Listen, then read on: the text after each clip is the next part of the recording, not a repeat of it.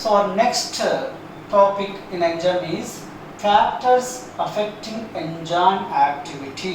Factors affecting enzyme activity. Enzyme యొక్క క్రియాశీలతను చర్యాశీలతను ప్రభావితం చేసే కారకాల గురించి తెలుసుకుందాం. Here temperature and pH. Usually increasing temperature increases enzyme's activity. Here the enzyme shows highest catalytic activity in particular temperature and pH.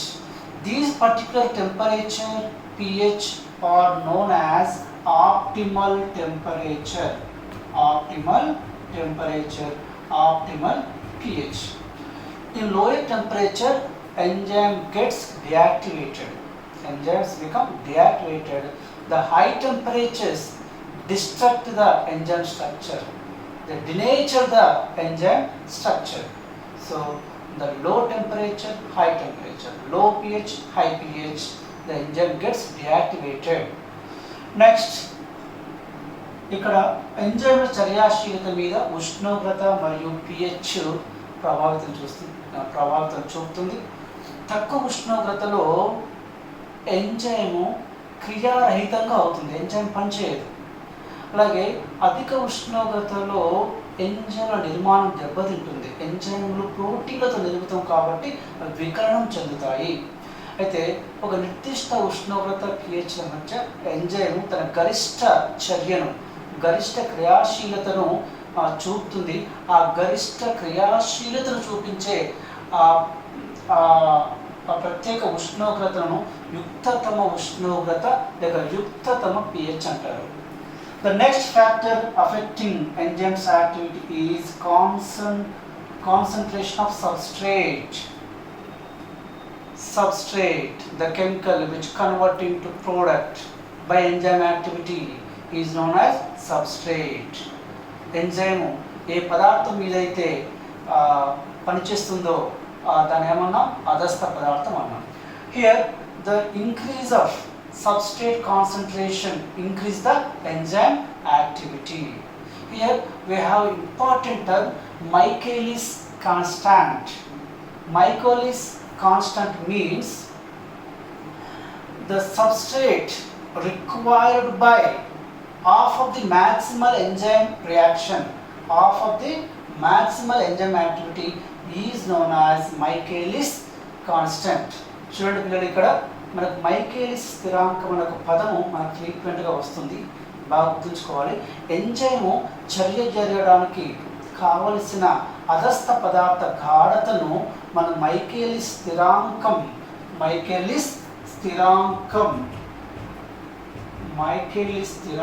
అని పిలుస్తాము. దీన్ని మైకేలిస్ కాన్స్టాంట్గా పిలుస్తాము. Okay, the third factor most important, that is enzyme inhibitors. Few chemicals prevent the enzyme's activity. This process is known as inhibition. The chemicals which stop the enzyme activity are called inhibitors. They are called enzyme inhibitors. చూడండి పిల్లలు, ఎంజైమ్ల చర్యాశీలతను నిరోధించే కొన్ని రసాయనాలు ఉంటాయి. కొన్ని రసాయనాల చేత ఎంజైమ్ చర్య నిరోధించబడడాన్ని మనం ఇక్కడ నిరోధం అంటాము. ఆ నిరోధం కలిగించే పదార్థాలను నిరోధకాలు అంటాము. ఇక్కడ ఈ ఎంజైమ్ నిరోధకాలు 3 రకాలుగా ఉంటాయి.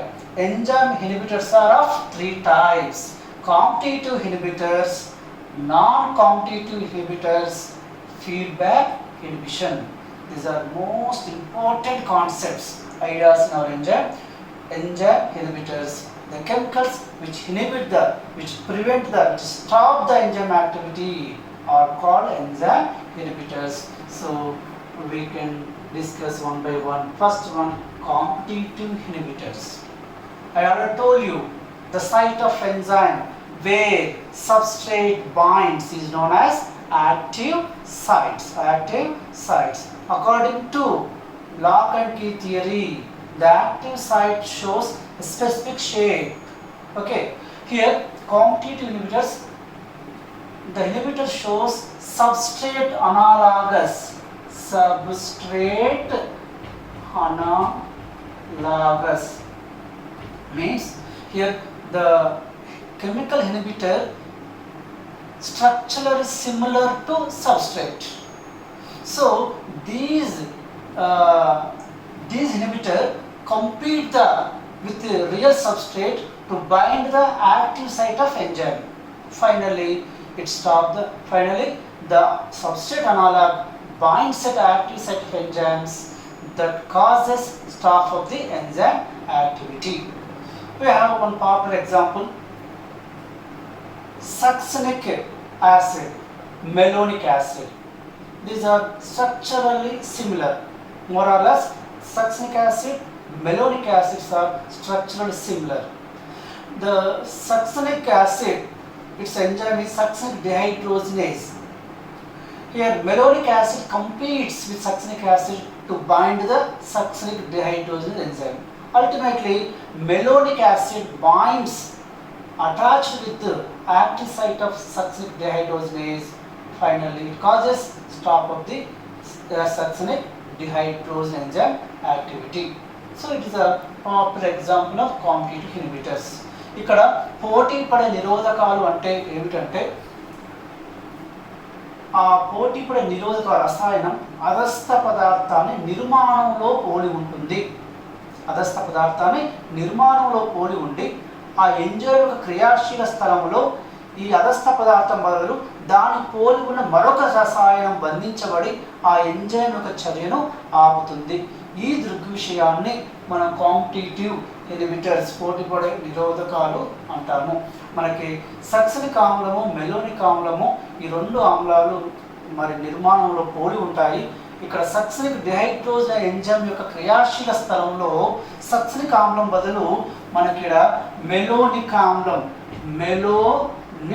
ఆమ్లము బంధించబడి ఆ సక్సినిక్ డిహైడ్రోజనేజ్ ఎంజైమ్ యొక్క క్రియాశీలతను తగ్గిస్తుంది, ఆ చర్యను ఆపుతుంది. The second one, non-competitive inhibitors. In this case, chemicals does not show structural similarity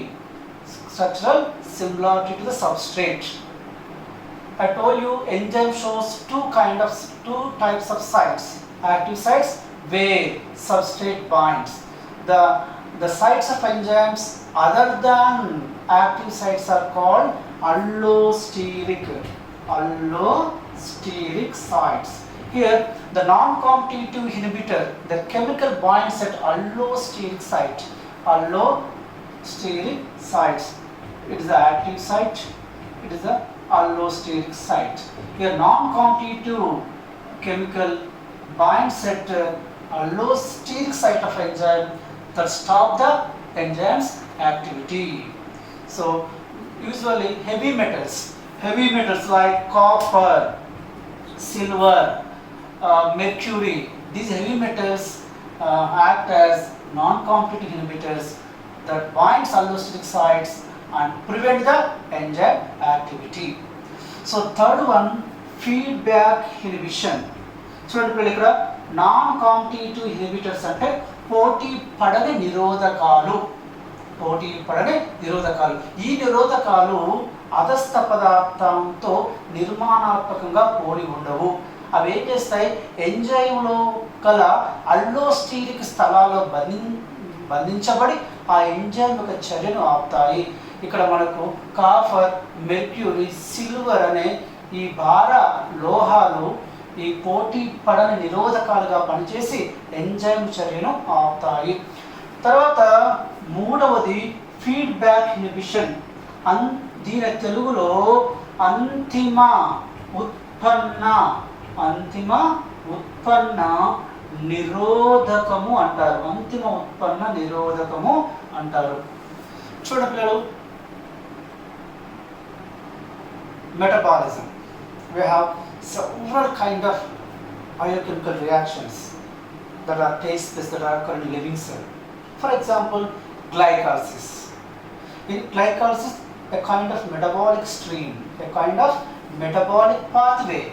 In glycolysis, glucose converts into pyruvic acid. Glucose converts into pyruvic acid.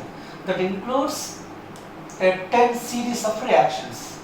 Okay, glycolysis, a kind of metabolic stream, metabolic pathway in which glucose converted into pyruvic acid by involving a 10 series of reactions.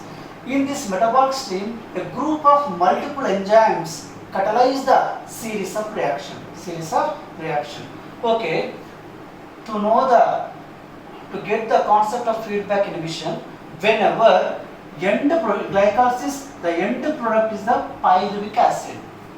If pyruvic acid accumulates in huge amounts in the living cell, in this state, the cell not able to utilize the accumulated pyruvic acid, then the cell signals to stop the metabolic stream.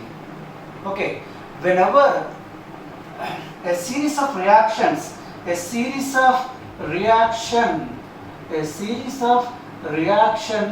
takes place in metabolism, the end product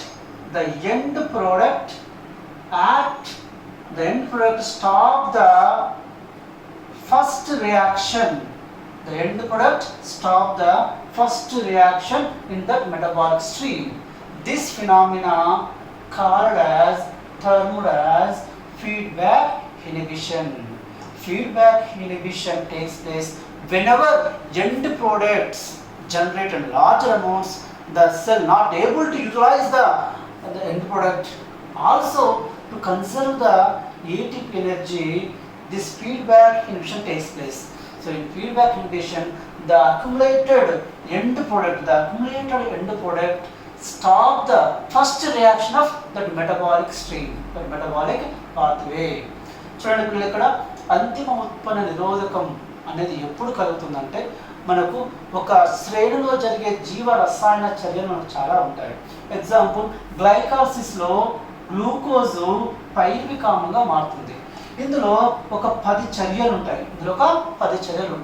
ఈ చర్యల క్రమాన్ని ఉత్ప్రేరకంగా పనిచేసే ఎంజైములు కూడా ఉంటాయి.